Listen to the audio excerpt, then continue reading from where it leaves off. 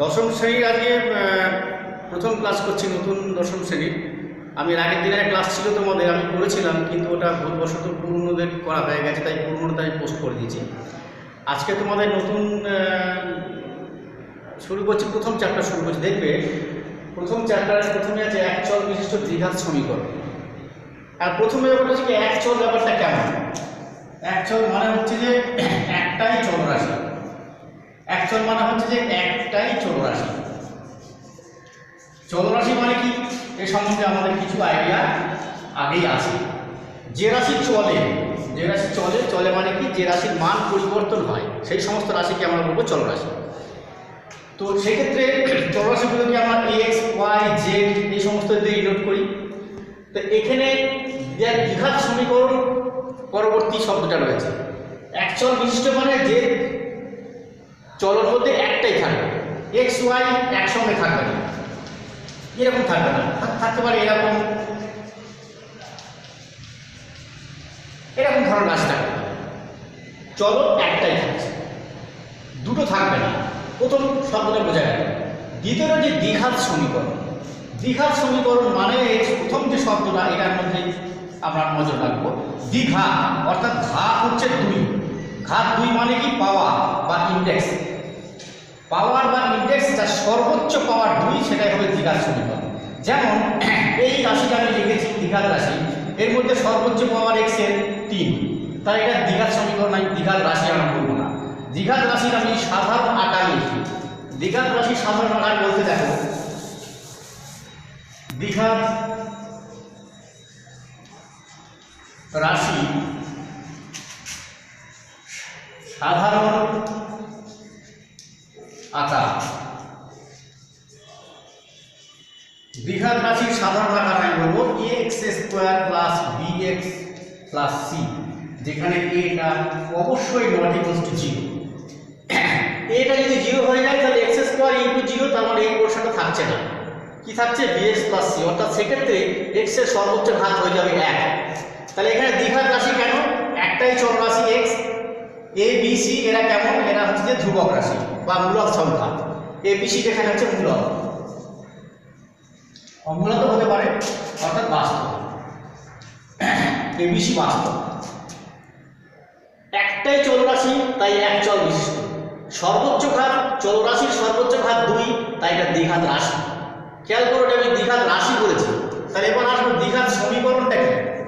দ্বিঘাত সমীকরণের সাধারণ আকার।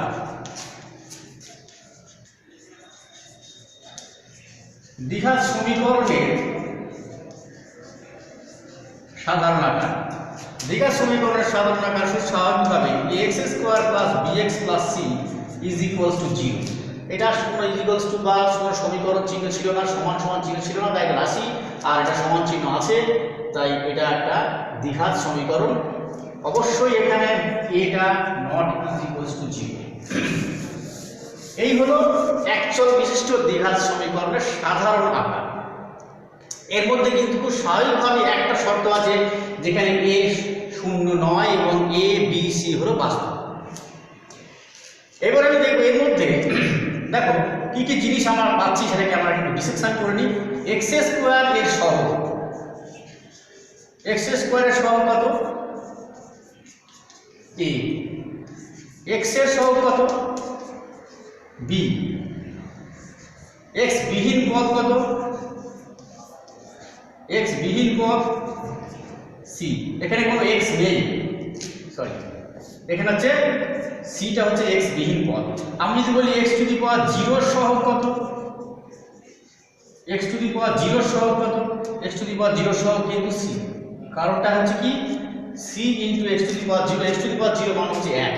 তাহলে দেখো এক্স টু দি পাওয়ার 0 হচ্ছে, এক্স টু দি পাওয়ার 1 হচ্ছে, এক্স টু দি পাওয়ার 2 হচ্ছে। সর্বোচ্চ পাওয়ার, সর্বোচ্চ যে ঘাত, সেটা হচ্ছে 2, সেই জন্য এটা দ্বিঘাত সমীকরণ।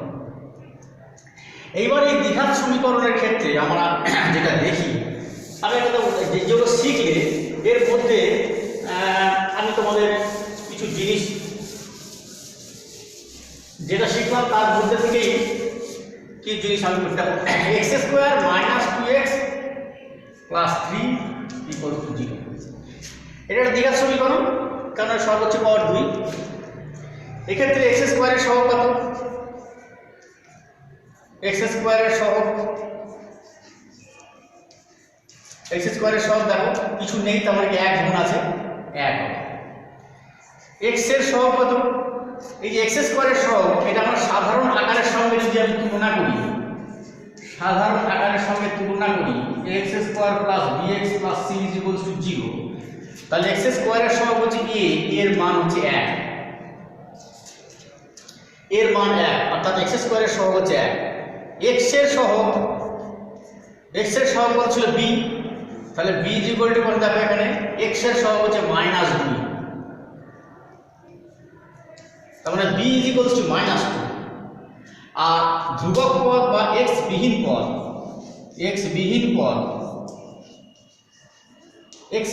কত? +3। এক্স স্কোয়ারের সহগ হলো 1, এক্স এর সহগ হলো -2, এক্স বিহীন পদ হলো 3। এই হলো একচল বিশিষ্ট দ্বিঘাত সমীকরণ। এইবার তোমরা বইয়ের মধ্যে দেখবে একচল বিশিষ্ট দ্বিঘাত সমীকরণের বিভিন্ন আমরা পরে সলিউশন করেছি, সলভ করেছি বা সমাধান করেছি। সেই সমাধানগুলো করার ক্ষেত্রে আমরা যেগুলো করি, দ্বিঘাত সমীকরণকে দুটি উৎপাদকের বিশ্লেষণ আমরা করেছি এর আগে দেখবা। সেই উৎপাদকের বিশ্লেষণ আমরা আগে যে নিয়মে শিখেছি সেই নিয়মে উৎপাদকের বিশ্লেষণ করব। বিশ্লেষণ করার পরে তার এক্স এর ভ্যালুগুলো আমরা পাবো, এক্স এর সমাধানগুলো পাবো। আর এই সমাধানগুলোর নাম হচ্ছে বীজ। অর্থাৎ এই এক্স স্কোয়ার -2x + 3 আমি যদি এই সমীকরণটার কথাই ধরি, দেখো এখানে এক্স ইজ ইকুয়ালস টু 1 বসাও। এক্স ইজ ইকুয়াল টু 1 বসালে বাম পক্ষে কি হচ্ছে 1 স্কোয়ার -2 × 1 + 3 ইজ ইকুয়ালস টু কত হচ্ছে যে 3 আর 1 4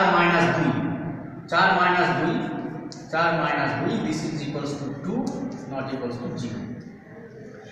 আমি যদি x এর মান -1 বসাই বা অন্য কিছু বসিয়ে দেখো এর ভ্যালুটা 0 আসে কিনা। এবার আমি একটা দ্বিঘাত সমীকরণ আনছি, দেখো x² - 2x x² + 2x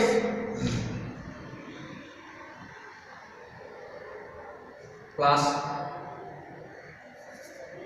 x² - 2x plus 3 is equals to 0। এখানে x ইজ ইকুয়ালস টু -1 বসাও, তাহলে কত হচ্ছে -1² plus 2 × -1 plus 3 is equals two হচ্ছে 1 প্লাস 3 মাইনাস 2 × -1, এটা 2 - 1 হয়ে গেছে, 2 × -1 এখানে -2, তাহলে এখানে হয়ে যাবে 4 - 2 is equals two 2 not equals to 0। অর্থাৎ দেখো এর বাম পক্ষেও 0 ছিল, এর বাম পক্ষেও আমি 0 পেলাম না। পরের আমি রাশি করলাম এর বাম পক্ষ যেটা ছিল ডান দিকে 0 ছিল, এর ডান দিকে আমি 0 পেলাম না। অর্থাৎ এই -1 বা এখানে 1 দ্বারা এটা সিদ্ধ হচ্ছে না। আমি যদি এবার করি যে এখানে তুমি আবার x = 1 বসিয়ে দেখো, x = 1 বসাও, কোনটার মধ্যে বসালাম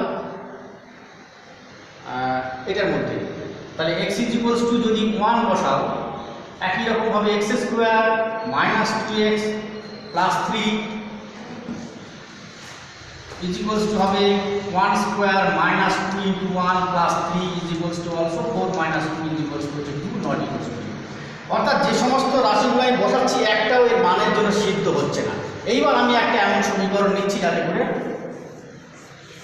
সিদ্ধ হয়। ধরে নাও x² - 2x plus 1 is equals to 0। এখানে x ইজ ইকুয়ালস টু 1 বসাও, তাহলে বাম পক্ষ পাচ্ছি 1² - 2 × 1 plus 1 this is equals two 1 plus 1 -2, so 2 - 2 is equals to 0। তাহলে দেখতে পাচ্ছি যে এর বাম পক্ষে যা বসাচ্ছি x এর ভ্যালু তার জন্য ডান পক্ষের সঙ্গে মিলে যাচ্ছে। অর্থাৎ আমি x = 1 দ্বারা এই সমীকরণ সিদ্ধ হচ্ছে।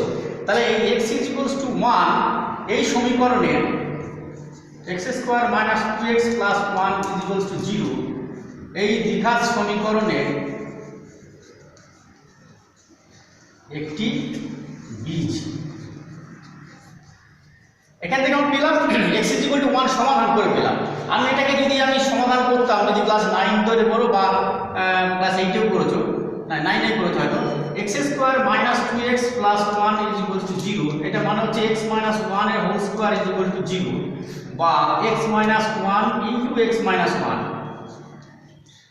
Is equal to 0। তাহলে হয় x minus 1 is equal to 0, x is equal to 1, অথবা